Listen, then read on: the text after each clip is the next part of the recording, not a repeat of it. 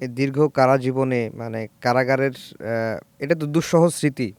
এ একেবারে মানে সুখস্মৃতিও কিছু একটা আছে, মানে কিছু আছে কি আপনার? শোকের স্মৃতি যখন কারাগারে যাই, ডিভিশনে ছিলাম, যখন ডিভিশন পাই তখন সময়টা ভালো ছিল। তখন তারা মনে হয় প্রশাসনটা ভালো ছিল।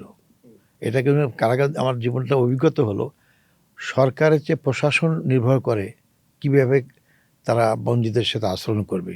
হুম, সেটা উপরে ইনস্ট্রাকশনে হোক অথবা তাদের নিজেদের মর্জি মোতাবেক হোক। হুম, যা বলে যখন সুপার বা জেলা পরিবর্তন হয়, তাদের আচরণের উপর নির্ভর করে বন্দীরা কীরকম ভালো থাকতে পারবে। তা প্রথম ডিভিশনে আমি ভালো আচরণ পেয়েছি এবং ডিভিশন থাকার কারণে চলাফেরাও করতে পেরেছি আলহামদুলিল্লাহ। এবং অনেক রাজনৈতিক নেতৃবৃন্দ সেখানে আমার সঙ্গে দেখা সাক্ষাৎ হুম, হয়েছে। হুম। তো তারপরে তাদের সাথে কথাবার্তার সুযোগটা পেয়েছিলাম। কিন্তু ফাঁসির হুকুম দেওয়ার পরে এই এই এই জিনিসটা আমার কাছ থেকে কেড়ে নেওয়া হয়। এটা সাধারণত আইনের ভিত্তিতেই আচ্ছা। ফাঁসি আসামিকে থেকে এই সুযোগটা দেওয়া হয় না। রোজার সময় কি ধরনের পরিবেশ থাকে কারাগারে? রোজার সময় আসলে খাবারটা খুব ভালো হয় না। আমি তো জানি, যেহেতু মাঝে মাঝে শুনি, খাবার টাকা কিন্তু বরাদ্দ সরকার ঠিকই দেয়, কিন্তু এটা মনে হয় অর্ধেকও ব্যবহার করা হয় না। এখানে দুর্নীতি খুব বেশি হয় কারাগারে, যা বলে খাবারের মানটা ভালো হয় না, তবুও কষ্ট করে খেতে হয়।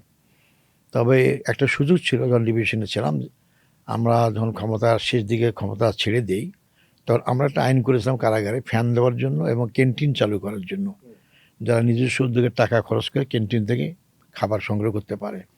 তো এটা চালু হতে একটু সময় লেগেছে, কিন্তু আমি এই সুযোগটা কারাগারে থাকতে, ডিভিশন থাকতে আমি এই সুযোগটা পেয়েছিলাম। তারপরে খারাপ কোনো খাবার সমস্যা হয়নি। মানে কারা কর্তৃপক্ষ যে খাবারটা দেয়, খাবার মান খারাপ না থাকলেও ক্যান্টিন থেকে খাবারটা নিজেরা পছন্দ অনুযায়ী খাওয়ার সুযোগ পাওয়া যায়। এইটা মোটামুটি আমার অব্যাহত ছিল।